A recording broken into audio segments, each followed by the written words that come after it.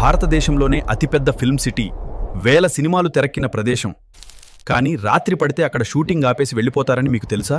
Cinema షూటింగ్ల సమయంలో చాలామంది వింత సంఘటనలు చూసినట్లు చెప్పారు.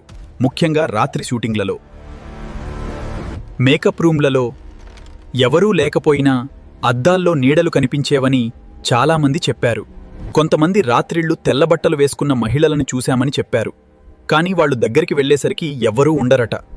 కొన్ని సెట్లలో లైట్లు అకస్మాత్తుగా కింద పడిపోయేవి. ఎవరూ తాకకపోయినా రాత్రి 2 తర్వాత ఖాళీ కారిడార్లలో ఎవరో నడుస్తున్న శబ్దాలు, గుసగుసలు వినిపించేవని సెక్యూరిటీ గార్డులు చెప్పారు. కొంతమంది నటీమణులు హోటల్ గదుల్లో ఎవరో జుట్టులాగినట్టు అనిపించిందని చెప్పారు.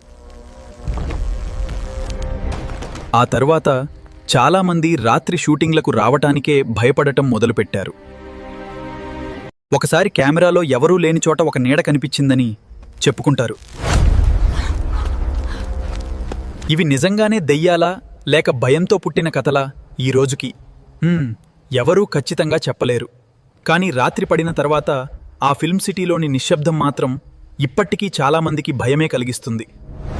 మీరు రామోజీ ఫిల్మ్ సిటీ గురించి ఈ కథలెప్పుడైనా విన్నారా లేదా? మీరు కూడా ఇలాంటి పారానార్మల్ అనుభవాలు ఎదుర్కొన్నారా? ఇలాంటి నిజీవిత హారర్ కథలు నచ్చితే లైక్ చేసి సబ్స్క్రైబ్ చేయండి.